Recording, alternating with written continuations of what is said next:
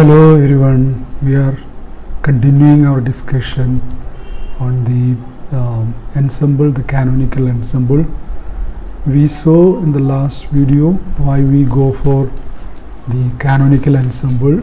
The drawbacks of microcanonical ensemble were discussed, and we saw that there are two ways of analyzing a system in the canonical ensemble. One is by considering the system immersed, this is our system immersed in the reservoir.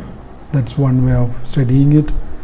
Another way of studying the system is considering the system in an ensemble, where the ensemble is ensemble macro state is TVN, temperature, volume, number of particles fixed. Okay, we imagine, as we saw in the last video, we imagine the reservoir is made up of identical replicas, identical copies of the system, where the temperature, volume, number of particles are fixed, and what we have is a canonical ensemble. And using this idea, we can analyze the system. We can analyze the system like this also. Heat reservoir, our system put into thermal contact with the heat reservoir, and there will be exchange of energy between heat reservoir and system. That way also we can analyze the system. So we are actually using this approach, and actually both the approaches give you the same or identical results. Okay. So the basic thing is we want to calculate the probability that at any time t, the system in the ensemble is found to be in any one of the states characterized by the energy value ER. Okay, so what we are going to do is we are going to calculate PR, which is the probability that at any time t, the system in the ensemble is found to be in any one of the states characterized by the energy values ER. Okay, here we consider the system in equilibrium with the heat reservoir at a common temperature T, and then we determine PR and how PR is depending upon ER. Okay, so that is what we are going to do in this section. So we see the equilibrium between a system and heat reservoir. So A is the system here. A is the system. Its energy is E, its temperature is T. Remember that the temperature is fixed, but energy can vary. So E actually represents a variable of the system that can vary. E prime denotes the energy of the heat reservoir, that also can vary, and A prime represents the reservoir. T is the temperature. T is same, the temperature is same for the reservoir and the system. Okay, so once the system is in thermal contact with the reservoir, there will be exchange of energy between the system and the reservoir until their temperatures are equal. That we know the equilibrium will be reached when temperatures are equal. So in equilibrium, the system and the reservoir would have a common temperature T. The energies of the system and reservoir could vary between 0 and E0, where this E0 is the total energy. Okay, it is the total energy of the system and the reservoir. E plus E prime.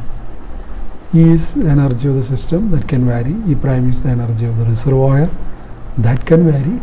But E plus E prime, that is a constant, which is represented as E0, that is a constant. And since the system is very small compared with the heat reservoir, we know heat reservoir is a large system, a system which has very large heat capacity, so it needs to be very large. Okay, so the energy ER that will be very small compared with Z0 or ER prime. Okay, energy. So the system is very small compared with heat reservoir. We can say ER by E0. E0 is the total energy. Okay, and ER we can write it as E0 minus ER prime from this. So from this ER can be written as E0 minus ER prime. Okay, and this will be much less than 1 because ER is the energy of the system. System is very small in size compared with the heat reservoir. So compared to the energy of the heat reservoir or the energy, the total energy, this ER will be very small. So this is much less than 1, or one can say 1 minus ER prime by E0 much less than 1. Okay. With the state of the system is represented by A. It is in ER, its energy is ER. The reservoir can be, if the system is in a state of energy ER, the reservoir can be in any one of large number of states compatible with energy ER prime. So corresponding to the energy of the system, the reservoir will have some energy ER prime. Okay. Actually since ER plus ER prime is fixed, if you specify energy of the system, automatically that specifies the energy of the reservoir because their total energy is a constant. So if the system is in energy level ER or in a state ER, reservoir can be any one of large number of states but with the same energy ER prime. Okay. Now let the number of microstates of the reservoir, okay, prime denotes reservoir. Let the number of microstates of the reservoir is omega prime ER prime corresponding to energy ER prime. Okay, remember that at that time the system is in state R with energy ER. Okay, since the various possible states which are equally likely to occur, the relevant probability, okay, the relevant probability for the system to be in state R, okay, probability for the system to be in state R, that will be directly proportional to this. Actually it is the probability, here we have written the number of microstates of the reservoir, not the system, but PR is the probability for the system to be in state R. Now why we are writing this is proportional to omega prime ER prime? Because when the system is in a state energy ER, automatically that fixes the energy of the reservoir. Okay, so reservoir will be in certain states. Okay, because the total energy is a constant, so it is possible for us. Okay, because if the system is in a particular state, automatically the reservoir can be only in certain states with energy ER prime. So we can say the probability for the system to be in state R with energy ER, that is proportional to omega prime ER prime, where this prime denotes the reservoir. Okay, or omega prime ER prime is, instead of ER prime I can write E0 minus ER. E0 is the total energy. So PR is a constant times omega prime ER prime, or log PR, I am taking log, that will be a constant plus log omega prime ER prime. Okay. Now this log omega prime ER prime, I have on the right hand side log omega prime ER prime. I am expanding it around the value ER prime equal to E0, that is around ER equal to 0. So I am expanding this thing log omega prime ER prime about the value E0. Okay, what is the logic behind it, or what is the meaning of this expansion, because ER prime, that is the energy of the reservoir, and that will be almost close to E0, because compared to the heat reservoir, our system is a very small one. The energy taken by the system is very small, so we can safely say the energy of the heat reservoir is almost close to E0. So we are expanding this log omega 0 ER prime about around the value ER prime equal to E0.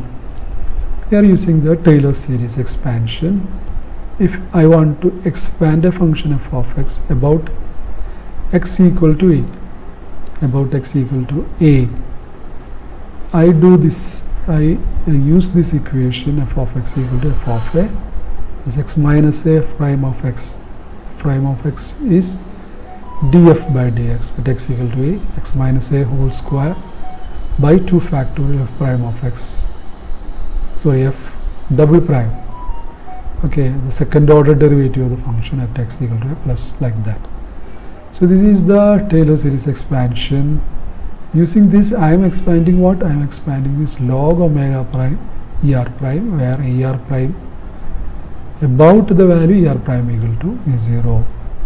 So this is the expansion, log omega prime ER prime equal to log omega prime E0, okay, where ER prime, this ER prime equal to E0, so log omega prime E0, ER prime minus E0, dou log omega prime dou ER prime, where ER prime is E0. This is the term corresponding to this, and this term we are neglecting, or we are not taking, because this is a ER minus E0. This will be very small, because the energy of the heat reservoir will be very close to E0. So this is very small. So if you take the square, that also will be very small. So I am neglecting that. So I have this constant here. This is a constant because E0 is a constant. And this thing is log omega prime dou ER prime.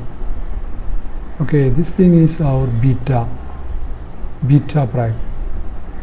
Prime denotes, it is for the reservoir, beta prime, where ER prime is equal to E0. So this thing is beta prime. Okay.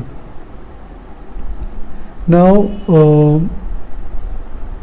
this thing is ER, because E0 is ER prime plus ER, isn't it? E0 is ER prime plus ER, so this will be minus ER. So we have this constant minus beta prime ER. This thing is beta prime. Okay. Now in equilibrium, what happens? The temperatures of the system and reservoir are same. Okay, the temperature are same. Beta, we know it is 1 by kT. So that will be equal to beta. Beta prime will be equal to beta. Both are equal to 1 by kT because the temperatures are same. So here for beta prime, I can very safely write as beta.